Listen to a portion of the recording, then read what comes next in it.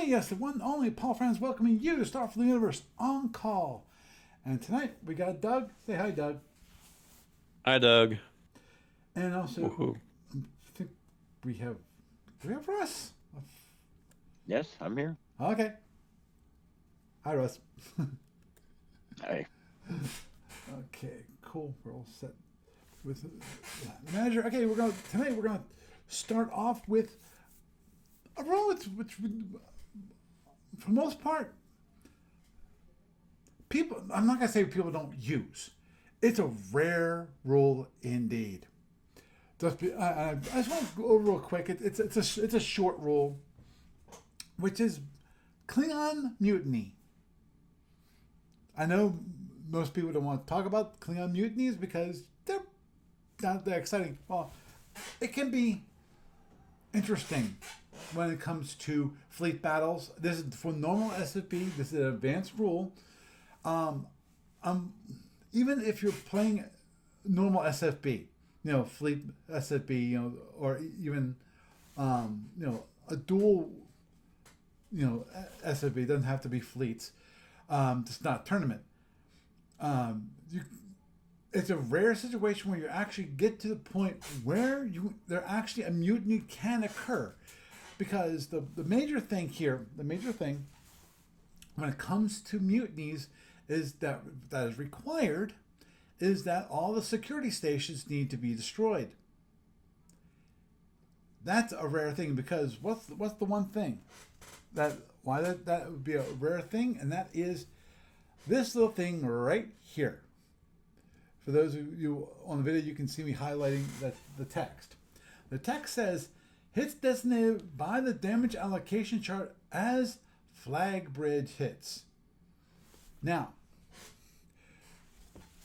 for those of you who know anything about the damage allocation chart, this requires, in a single volley, 2 rolls of 2. So, that is pretty slim pickings there to roll 2 twos. However, it is possible to do. It's if I get it right, I think it's 1 in a 70-second chance of happening.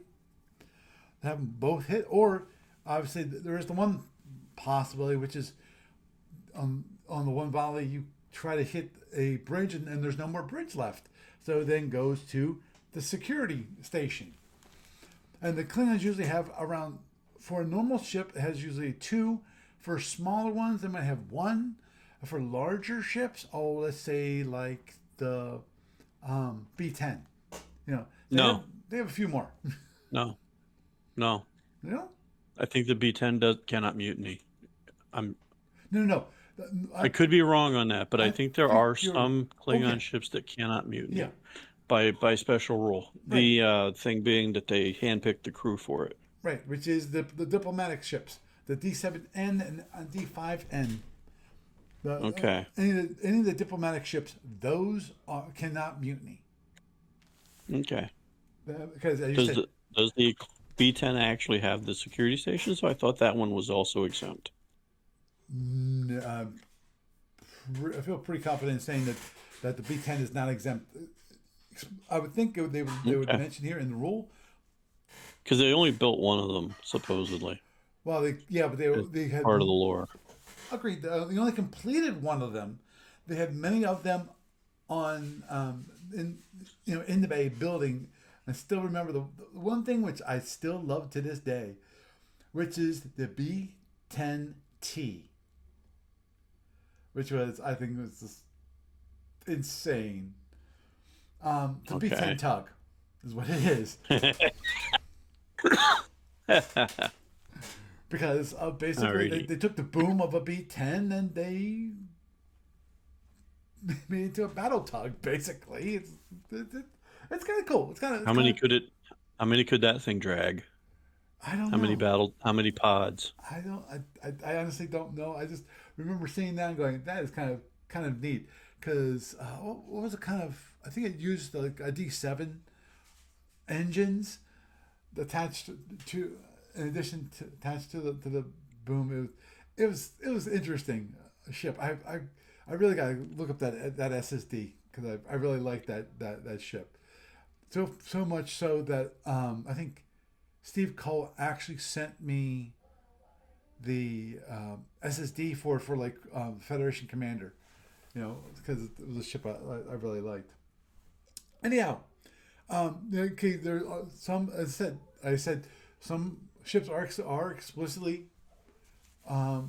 exempt from mutiny, which is basically the diplomatic ships.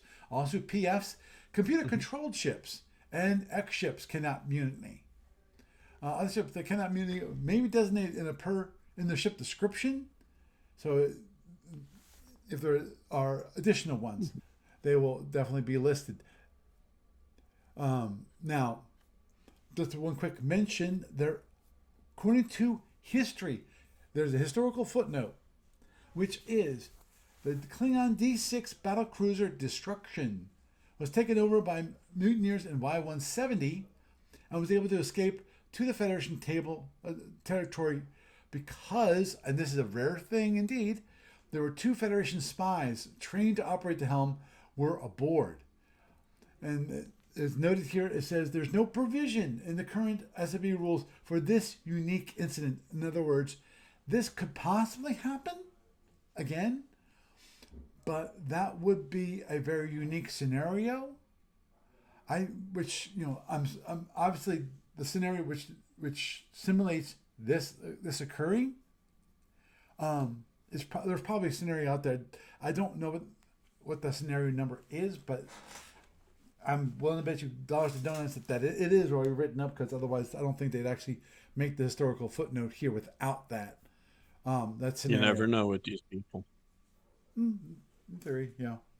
Now, it's fair enough. I mean, when it comes to the possibility, how as the title here, G6.2 says, how can a mutiny occur? Well, it can occur if all the security stations are destroyed or captured by enemy boarding parties. And that's denoted on D16, which are probably boarding party actions. now, is that part of the Starfleet Marines thing? I don't think D16 is explicitly, because I know what you're talking about. You're talking about the Marines module where you basically take the ship and it's actually into different sections. So it's not the normal. I'm thinking it might be. Not the normal boarding party stuff. Yeah, because on the thing with the boarding parties is on the basic game, the ships aren't divided up into sections. Right. They're just, it's your numbers outnumber their numbers, or you don't win the action yet. Right. You have to eliminate the other side to capture the ship. But yep, you're right.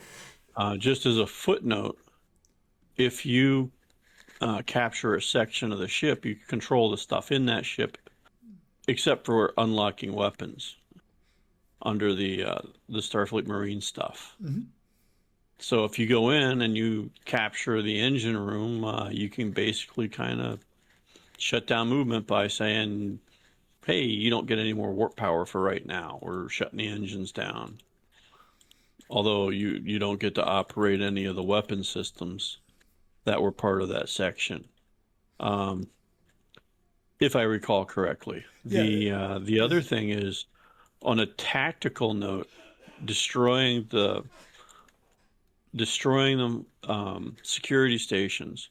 Mm-hmm. 2 things with that. If I remember correctly, because I don't have the video up at the moment, you get one shot at it, and if it's put down, it's put down. And it's not an issue for the rest of the scenario. But you can destroy those things you can up your chances of destroying them by doing Mitsia attacks, mm-hmm. or and this is the really important thing, boarding party actions. You mean like hit and run raids? Yep. Now, they are not considered guarded unless you allocate to guard them. Right. They're like any other normal box on the ship, and you have to guard them separately. So, and if I recall correctly, except for the penal ships, they're mostly single boxes. Mm-hmm. I think on the penal ships they have two boxes in two sections. I think they might be connected, but they have more security stations on those. Yeah. Yeah. And a better chance of it mutinying. And crew quality also affects that as well. Yes. So Yeah. Yeah. Yeah. You're right. It is D16 is an advanced Marine boarding party where you. The quick note on it, which is the purpose and scope of D16 is the base of this rule is to divide the base or ship into a number of areas, each of which then resolved as a separate boarding party action. The need for this rule is the case of Starbase is obvious. They are so big, and defenders, if you counted, being a second level overwhelm the invaders. The use of this rule in ship-to-ship actions adds another level of play to the game. On the boarding party diagrams, the large numbers indicate docking points. And I'm not going to go through that rule tonight, but I just wanted to note that rule. Now, okay. Procedure is okay when all the security sections are gone. The possibility of immunity is determined by a die roll. The last security station is knocked out or captured. A die roll is immediately rolled to determine if the mutiny has broken out. If it has not, then at the end of turn, at the end of all subsequent turns, until a mutiny is staged or a security station is repaired or recaptured, a die roll must happen. So that in the case of that ship, if you got them all knocked out, well, a mutiny can occur until it does, basically. A die roll one means a mutiny has occurred. When the mutiny occurred, then you immediately roll a second die to determine if the loyal crewmen have been able to retain control of the ship or has been seized by the mutineers. Die roll 1 through 3, the mutiny has been put down. And on a die roll of 4 to 6, the mutiny has been successful. Now, so hopefully, if you're the Klingon, that it gets put down and that's the end of it. After there actually mutiny has occurred, and it gets put down, that's it. You don't. My understanding is that at that point you don't roll the die roll anymore because the mutiny has been put down. Now, the Marines on the Klingon ship don't do anything. They don't modify the die roll at all. The only thing that modifies the die roll is if there are enemy Marines on the ship. For every fourth enemy boarding party on board, not counting the enemy boarding parties conducting hit and run raids, you subtract 1 from the die roll. So basically it makes it more likely that the mutiny has occurred. With the modification, it looks like for larger, like size class 2, i.e. Dreadnought, or like the B-10. This effect is caused every 6th enemy boarding party, and size class 4 is actually every 2nd. Size class 5 IEPFs can't mutiny, so and then size class 1 it's every 10th, and that's Starbases. Just for those of you who don't know what a size class 1 unit is. Yeah. Actually, ooh. Yes. Yeah, okay, go on.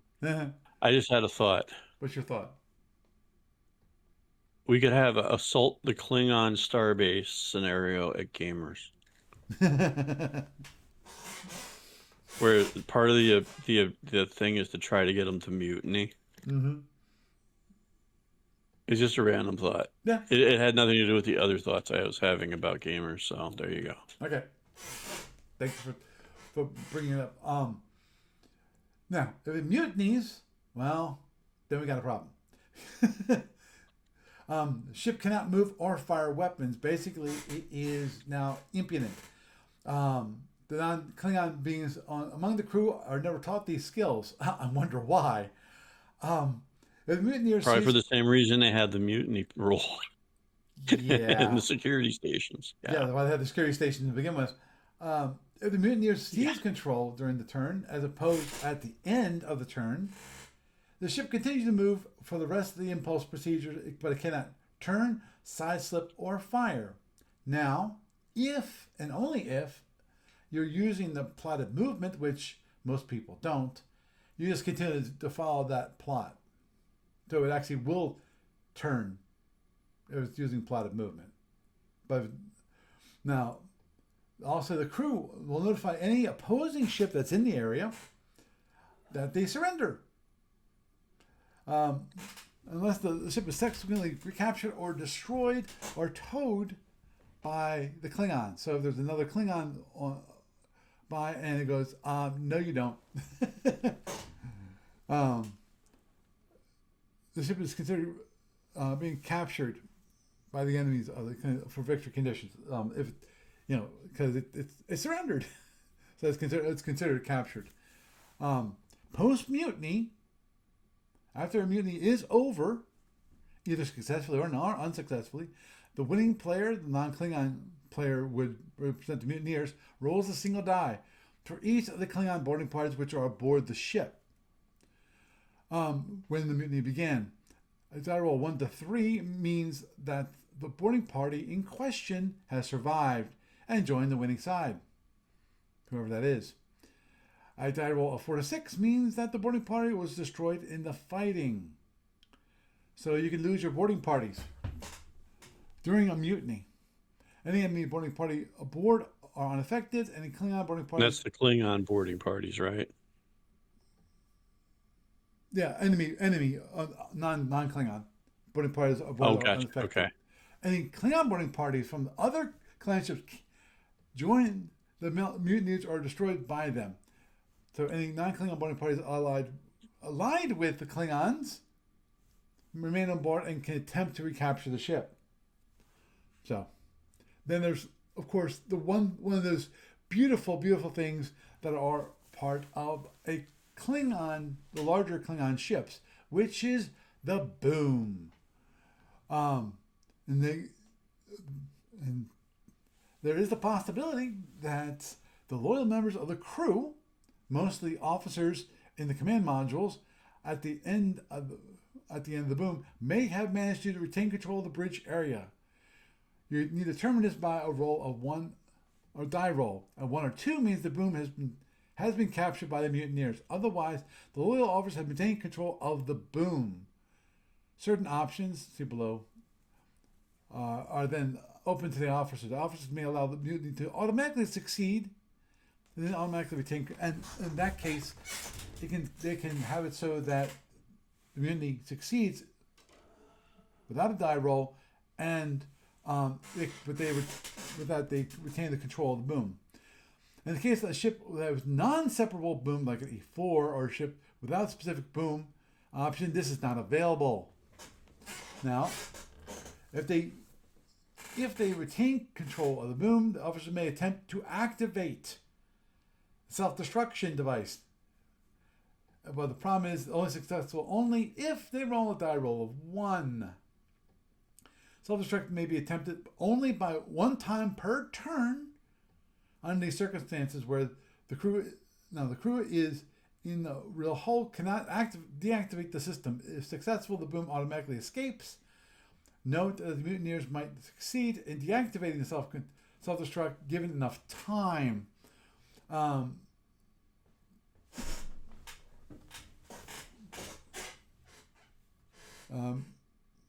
of course, if you let it and they retain the boom, control of the boom, the officers may separate the boom from the rest of the ship and attempt to return to friendly space. One of those reasons why they have the boom section that can separate this is for this exact scenario. as opposed to the Federation one, Right.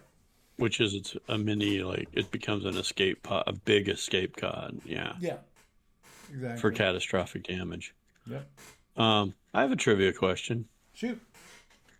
Okay, so if say you induce a successful mutiny Mm-hmm. and there's other ships involved, you're in like a squadron or a fleet fight, Mm-hmm. yeah, but you manage to help them decide to like surrender through mutiny.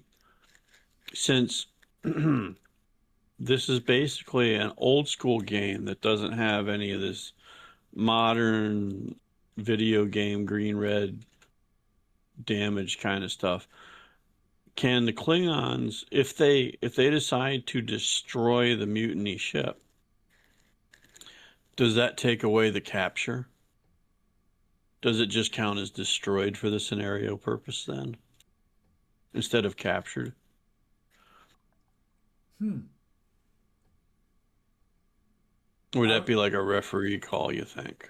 I would no, I would think that in that case, since it is destroyed, it's considered destroyed and not captured. Captured. Because they don't get the hull off of the map, Right. basically. Exactly. Captured means that you actually take the ship intact. You know, i.e., it didn't go boom. So, yeah. Um, Now, okay, obviously, the officers can decide to separate. Now, continuation. If the boom does not separate or self destruction is either not accomplished or was not attempted, then the situation of the ship is unresolved. The movement of the ship is controlled from the rear hull, i.e., the planners cannot control the ship, but this would mean that the ship would stop unless the qualified personnel were brought into that area, i.e., the section. Mutinies universal cannot enter the boom due to the security doors. Yep. And the boom and the rear are treated separate for boarding party combat as two docked ships. And obviously this situation can go on differently. The crew is in the rear hull would be able to disable the security doors in 100 turns. So if they don't Yeah, set, good luck with that. yeah, well that's what I say, 100 turns. So if you leave it unresolved, the crew in the rear hull would be able to disarm the self-destruct device in 50 turns. So in other words, if you don't If it no go boom. separate the boom, then you can't. At that point, 50 turns in, which is obviously no one plays 50 turns. The self-destruct gets turned off. So, and if the enemy boarding parties are on the mutinous ship, they may be able to avert the self-destruction by D7.71, but they will not be able to breach the security doors any faster than the mutinous because they're security doors. Capturing a mutinous ship. Once the mutineers have serious control of the ship, either player may attempt to regain control. The non-Klingon player may use transporters or shuttles to place a skeleton command crew on board. The skeleton crew will be able to operate most of the system of the ship. Skeletons must consist of at least the minimum number of crew units and must be drawn from the opposing player's ships. Code safety interlocks make it all but impossible for any non-Klingon to fire the weapons. And the Klingon could also transport crew units aboard, but will only regain the loyalty of all surviving units when and if the control is reestablished by border control combat. Both players may use transporters to attempt to place boarding parties on the ship to capture or defend it. So it's an interesting situation. Obviously, one minor issue is that the after it's captured, the Klingon, if they have the loyal members of the crew, and are able to, if they're able to retain control of the boom, they can separate the ship and go boom, goodbye. let the mutineers take the the back end of the ship, and possibly in a non-Klingon an enemy ship, to take the rear hull, but you get to escape probably by using sublight sublight Evasion. evasion. Thank you. Mm-hmm. So it, it's as I said, it's an interesting rule that I've never run into it myself. Of course, I don't think I've ever played that many Klingon scenario ships with Klingon ships in it. The only one that I still remember, one thing we liked to play when I was in college is that we liked to play basically big duels using heavy battleships. So my one friend Dan loved to play the Klingon C7. So he played like the C7. Then we have one person playing like possibly the Federation, which was always a pain. That was usually John Dewey's. He would play that, and I played the Andromedan, and I didn't play it quite right, but because it made it interesting. I didn't understand exactly how the panels worked correctly. So invariably, Okay. what I would do in between turns is I would slush the energy from one, like possibly the front panels to the rear panels. You know, I understood that to get the energy out of the panels, I had to drain it, and I return. But it's like the biggest issue was for me that since I didn't know how to do a panel dump to get all the energy into the batteries, I forget if I forget how I did that. If I actually put the energy from the panels into the batteries without having to do a panel dump, or what? It's been so long, and after I've realized what the rules actually were, I was kind of horrified of what I was doing, which basically was cheating the whole time. Of course, it didn't matter much. I still lost. Cheaters never win. No, at the same time, we have also we have the Zinni bar, BCH. We had all these ships. So we have like almost instead of playing tournament ships, we play all these The biggest and the baddest of the cruiser heavy class. battle Got it. cruisers. I mean, we fight it out between ourselves, and it was kind of fun. Uh-huh. We liked it, and we since all the heavy battle cruisers were basically the same points, BPVs.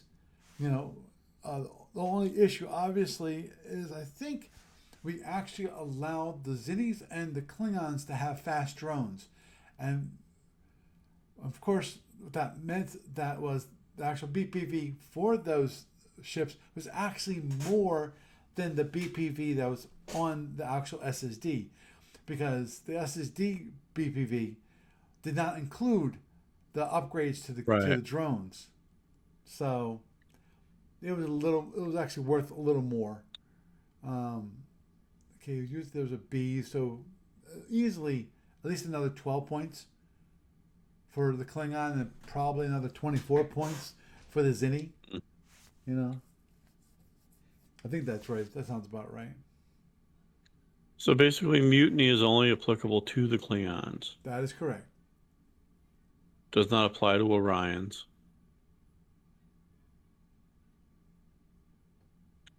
Although it probably should.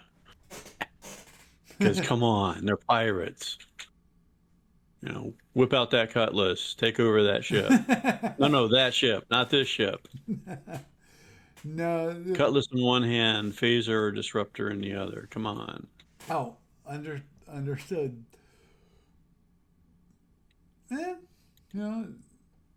Well, I was gonna say, I'm not sure if there are any. I was thinking about any scenarios where the Orion ship, where the simulate or the basically the ship mutinies. They go, we're not going to go do that. We don't want to die. We're not going to go after that monster, or we're not going to try. Well, the thing is, they're not Klingons. They're all Right. They're all volunteers too. So Agreed. just a unique thing for the Klingons, which is something that comes straight out of their lore. Mm-hmm. As basically old Soviet analogs from the original series and so forth. Like, to the agonizer booth with you. Yeah.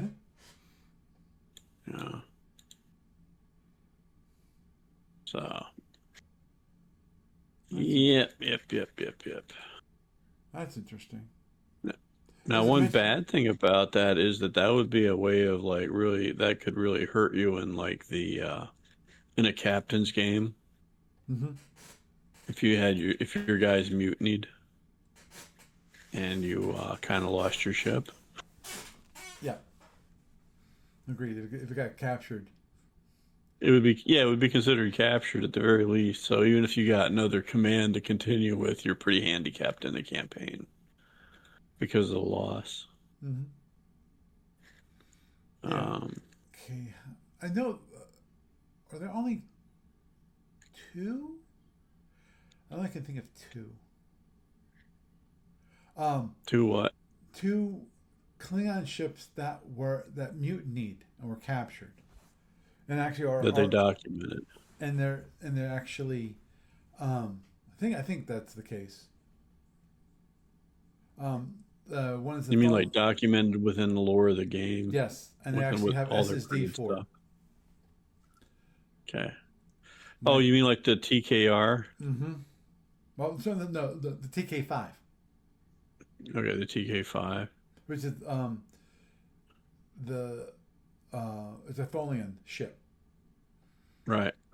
That's what I was thinking of. Yeah, the front end, which is basically a PC bolted on to the rear half of, I think, like an F5. And note that it cannot mutiny because it's technically not a Klingon ship anymore. Yeah, that obviously, to me, that always is kind of a weird situation.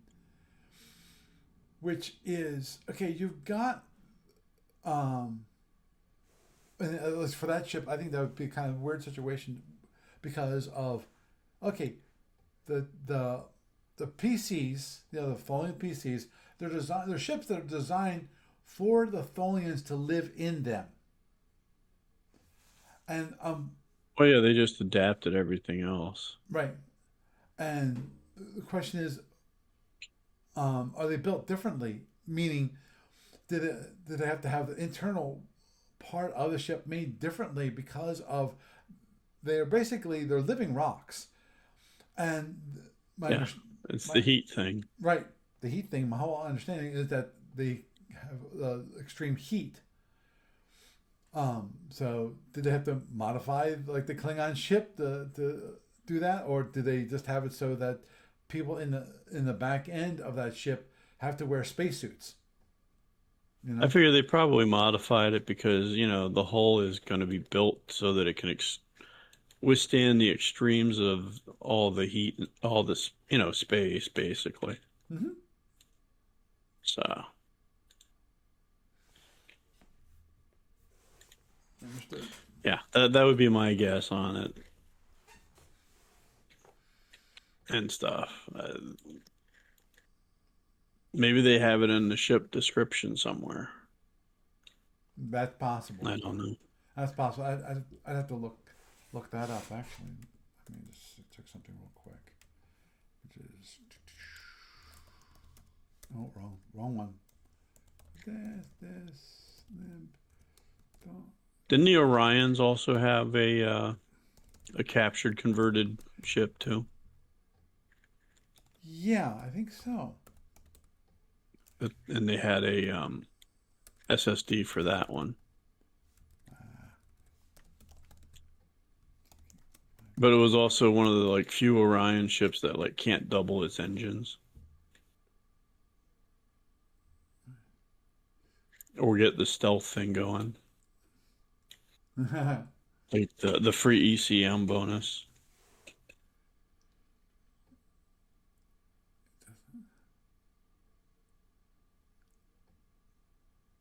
Okay.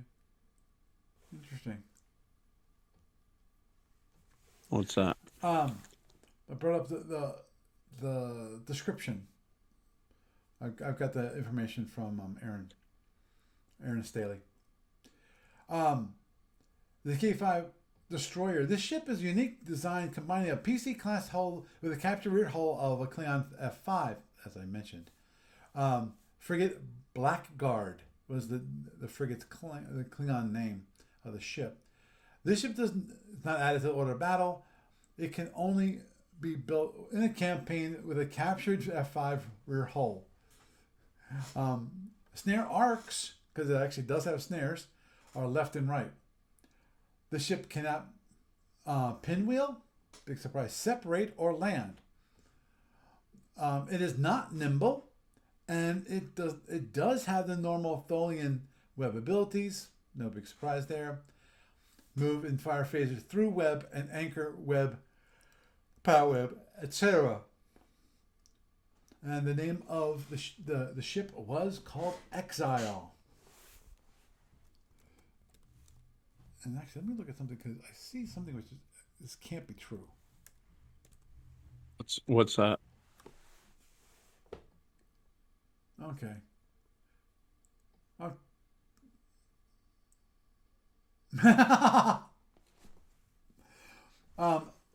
This doesn't have a history, but I think someone it's considered one of those captured cruisers. You know, they did a lot of these captured ships. It said the TK7, similar to the TK5, but using a D7 and a modified command module. The module would not be able to separate, and so there's no impulse. The SSD actually was capsule number 28. There's no counter provided. Names are career over. Yeah. That's why I heard, I read that, and that I got a good laugh out of that one. And this one's also, they also have a TK8, also caps log number 28. Oh jeez. Okay, quickly. It's a design study, constantly updated. What might have been done with a C8 rear hull fell into falling in its hands as a 5 hull had. The name of the ship is Impossibly Bad Luck. So, brought that up. That's to me that's funny. That's funny. So, my dear friend, you wanted to talk about gamers a little bit? A little bit. I was thinking about along the lines of still looking for a place. Inquired of the church that we were at before. I think that would be very nice. Mm-hmm. Not Lakeside Lutheran where we first did it because that was bought out, but the church on Devonshire Mm-hmm. with the big gym building, the community center building. I was thinking about that would be really nice, and they didn't call back or email. A couple weeks ago, I left a message for them today. If I don't hear from them first thing in the morning, I might stop by during the day. They might be completely uninterested in us. Mm-hmm. They might be booked, but won't know until I actually talk to somebody there. Right. I understood. And that's basically that. I would love to go back there. That was a very nice venue. They had everything we needed, and they even had people willing to like try and fundraise us by selling us food. And our people really liked that part. Oh yeah. Because they made some good food too.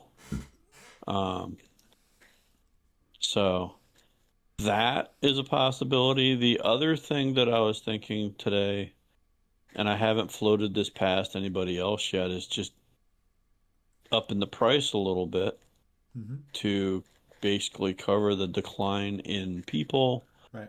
But I don't want that to become I'm not coming out because it costs too much thing. Right. It's not. It's for what I get. I don't. It's not worth the price. Yeah, but right now at our current pricing, it's like if you're going to a big convention, you're paying basically what it costs for our entire weekend. You're paying less than one day at a lot of major conventions. So, and you have admission for all 3 days.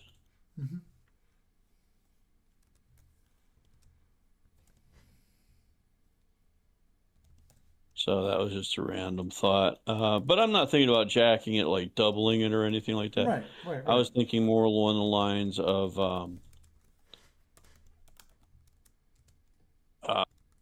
doing something like just an extra $10 tacked on to Monday. Because that is the extra day is costing us. So that's basically it. So, $60 for all 3 days instead of $50 for all 3 days. Okay. So some people will buy all 3 days just to support the event, even if they don't come back on Monday, or if they're only coming back for a couple hours on Monday. Right. And but that was kind of the thought. It was a random thought. And the other thought was just doing a sponsorship thing where, you get people to sponsor the event for like maybe $150 as a share. And then all the shareholders get paid back until they're paid back. And then the remainder goes towards the rest of the event. So if I have 5 shareholders, that's $750 towards paying for the event. And then, everybody else comes in, they pay for the thing. If I end up eating like a few $100 instead of like $600, I'm happier. Right. I understand. You prefer to, at the very least, be even. Not get totally soaked. Yeah. Well, that was the thing. I had it priced to break even when we were at the prior venues. We were able to stay at $10 a day for so long because they were giving us sweetheart deals. Like Paxtonia was like $900 or so with tax and everything, about close to $1,000 for the whole shebang and for the whole weekend. And with the volunteers who weren't paying and the people who did pay, it evened out to about $800 to $1,000 an event. And for the longest time, it was, I might lose $100 in the summer, and then I might make an extra 100 in the winter, and it just kind of evens out. So there is that. I don't know. I'm still undecided on exactly what and how I'm going to do. But it's like if I can't get a place in the next probably this weekend and or week, then probably going to be looking at, I'll just up the rate slightly and just maybe on the Monday part. Because if I have, 8 people that come in for Monday and the 8 people are willing to pay an extra $10 each, that's an extra $80 off. And then the people who do buy for the whole weekend and don't come back on Monday to do that to support it, that might actually put us to a point of, if not breaking even, being within like $100 of breaking even. Mm-hmm. So I was just kind of running that around in the back of my head. I personally really prefer like the sponsorship idea, but that could be done with a slight rate increase. The only downside of the sponsorship thing is that, you'd have to understand that it's a one-time thing. So if 10 people pay $150 and the event's paid for, for all intents and purposes, a little Right. more with tax, Right. then, but the receipts from everybody else coming in are only $1,000, Mm-hmm. everybody loses a little bit. Right. But they're still, that $1,000 divided among 10 people means that those 10 people basically would have paid $50 for the event. Right. The net loss is that you would end up having what it normally would cost for the event. Mm-hmm. On the other hand, if we don't have like $1,000 or so come in, you might lose a little bit more on it. Right. But on the other hand, that also is like a back of the mind incentive of, hey, I sponsored this, Right. okay, maybe I should put a poster up. Yeah. Yeah. Well, that's why I pointed out when you came up with that idea, which is, that definitely encourages the people that are going to be sponsors Bring friends. to bring friends, or get the word out, and possibly come up with some other ideas, instead of you have to be the idea guy, and see if Yeah. they have some ideas for things that can be done at the event, and to improve people coming in. Yeah. Now, on a totally unrelated side note, which is kind of related anyways, I noticed on Facebook that one of the SFB groups posted today that they were getting really close to like 10,000 members. And I'm like, wow, Yeah. that's actually awesome.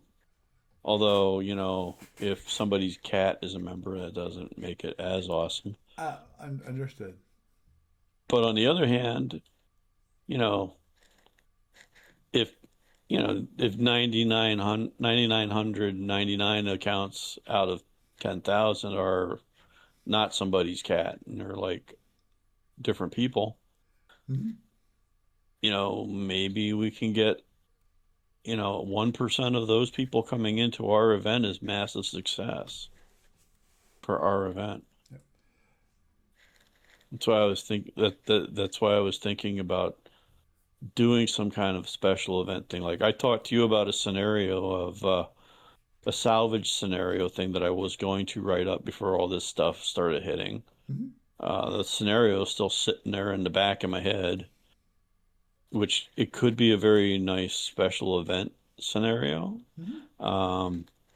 Doing something like a starbase assault where we have like boarding party actions to try to make the thing mutiny. That could be an interesting, unique kind of event that you don't normally see at a home group.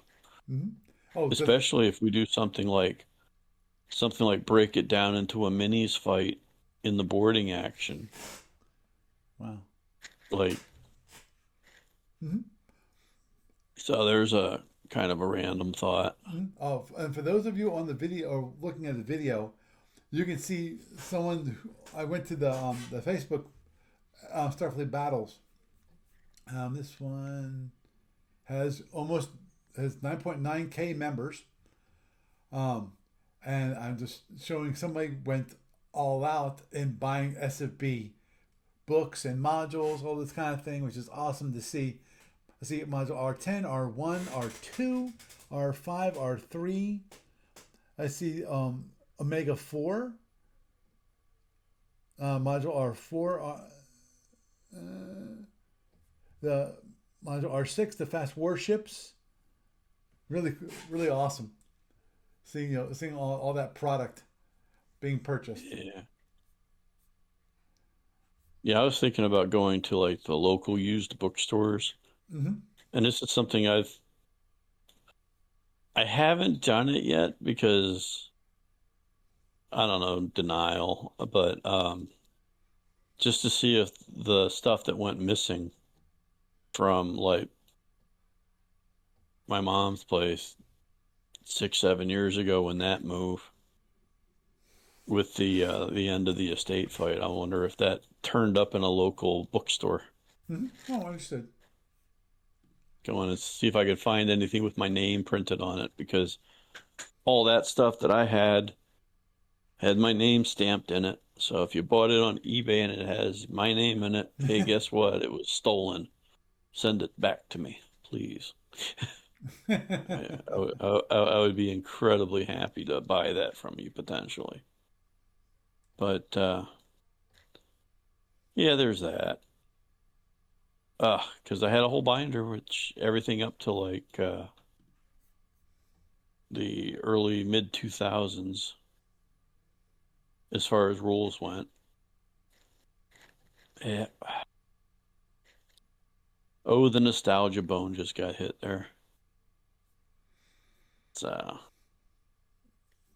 but yeah, they're getting that group. That's huge, and they're not the only thread out there that people are on. Yeah. Oh, yeah. You know how much repetition there is of threads, I don't know. Um, but that's a pretty good number of people, and I think if they have a 10,000 strong group, there's probably a pretty good chance that a significant portion of them live within driving distance of our event. And yeah, it's like Hmm. come on out sometime. Yep. I was looking at another group, which is 12 members. Yeah, Yeah. Well, and, obviously 12 didn't find the first one. And there's yeah. one called But I SE. got to get us booked for a place first. Hmm. Um, Now, I was also thinking about going out to Grantville again, Hmm. and I remember asking them once a few years ago. Um, Only a couple of the people that were really upset by them are still in our group. The people who were the most vocally upset stopped coming out ages ago. Right. Um, and basically, what I was thinking about doing is just going out there and asking them first, do they have a special rate for the casino? And getting that information first, and then asking about booking the rooms and seeing if their prices are decent. And we don't necessarily have to go into the big room that's downstairs if they still have that set up. Right. We could use the smaller room upstairs that we used Hmm. before Yeah. and Yeah. have I that remember doing that. daylight thing going. Hmm. I liked that place. Oh, me too. Um, Very easy and convenient to get to. Yep. Only a little bit out of the way for people coming from, but if you're coming from York up to Harrisburg, going that extra distance out to Grantville on the other side of the county is not that bad. Right. Um, if you're coming from Reading, it's really convenient. It's a very shorter drive for you. Hmm. Um, so, Agreed. And so there's that. the good one good thing about that place is there's a pretty good Italian restaurant right down the road. Yeah, At least yeah. good If it's subs and so forth. Yeah, if it's still there, I'm not sure, but it probably is. That would I have a Um, hard time believing that actually would have gone out of business. Just because you never it, know. it was pretty popular. Yeah, but you also never know with family-owned businesses. Yeah, Um, agreed. so, Plus, that was quite some time ago. I'd say it's probably still there, but I haven't been out that way specifically in a long, long time. Agreed. Agreed. Um, I've driven past it multiple times oh yeah, because I go right down Route 78, yeah, and but I haven't at gotten the off the points. highway there Yeah, for a long time. yeah, yeah. Gets on Yeah, 81, same. and that's how I used to get to your old place, um, Yeah, and even or passing by there for when we at the fire station. fire. Yeah, Paxtonia. I'd watch it while I drove past. Yeah. I did ask Creekside, but they upped their price a lot. Mm-hmm. They also go by a different name. They were consolidated with another fire company, Mm-hmm. another group, and I'm not going to say it's ridiculously expensive, but basically they've gone into the wedding price per day versus like what we had for a weekend before, and they kind of priced us out Yeah, we're out of that market. at the moment. So. So yeah, that was the big thing for gamers at the moment that I could think of. Still looking for a place. Any suggestions or potentially up for consideration? Yep. I ask other people that are in the area because I'm assuming you want it in the Harrisburg areas and when possibly move Oh it yeah. towards Reading. So. Yeah, I definitely want to keep it here because this is a crossroads. It's like a lot of people don't know it, but HMGS used to be in the Harrisburg area. Hmm. Do you know what I mean by that one? Yes, yes, I do. They actually were Yeah, they down in were Lancaster for quite a yeah. few years. The first time that I went to a miniatures convention, literally, was at HG. It was one of their events, and it was in the 80s when I first came home from the army, from my first army tour, and it was in the New Cumberland area on the west shore of Harrisburg. Oh. So, yeah, and there's a small uh, there's a hotel there that had like a convention space, and they had that big, huge hall rented out, and it was really, really nice. I remember purchasing a set of modern armor rules that were described as beer and pretzels armor rules. Worked really great, Mm-hmm. and somewhere along the way, it got misplaced. I just don't know where it got to. I've never seen it since. Um, And I'm assuming you Never don't seen that remember the set of name of it rules. either. Yeah, I don't remember the name of the rules, and I didn't. I liked it. I read it. I got to play it at the convention, Mm-hmm. but I didn't get to hook up with anybody in the Harrisburg area to explore that more Mm-hmm. before I went into the Army again in the early 90s. So during that little interim period between the two U.S. Army service tours, had them, and then somewhere they went bye-byes on me. I don't remember if I loaned them out and didn't get them back, or if they just got maybe pitched while I was away, or God knows what. I have no Or you idea. got buried in your mother's house somewhere. It's well possible, but then again, it would have been among my stuff in the Right, section of the house where I was living, right, right. But and pretty much I I kept my gaming stuff together as much as possible, mm-hmm. and I'm kind of a fairly organized person when it comes to like, how do I keep my stuff? Mm-hmm. I don't I don't like just having everything willy-nilly scattered all over the frickin' place. Understood. And yeah, I can't stand that. So there's that. Okay. Well, I think we'll wrap it up for this evening. Doug, it's always a pleasure to have you around. And Well, thank you for having me on again. yep. So you have a good night.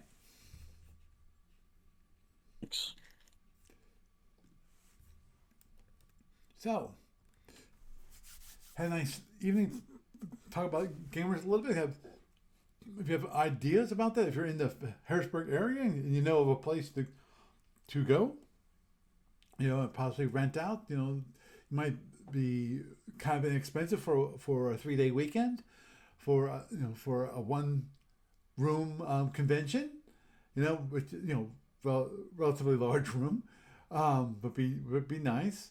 So we, have it there. Obviously Doug's looking for a place, and of course we had a nice talk about the security rules, which I'm sure not many people know about, but it's one of those things that, I wanted to go through, just because the mutiny rules I think are interesting, and yeah, they rarely get played on, but I think it's a neat aspect of the Klingons that sometimes I'm willing to bet sometimes the rule is just ignored, while other times, the playing in fleet battles, it never gets to that point.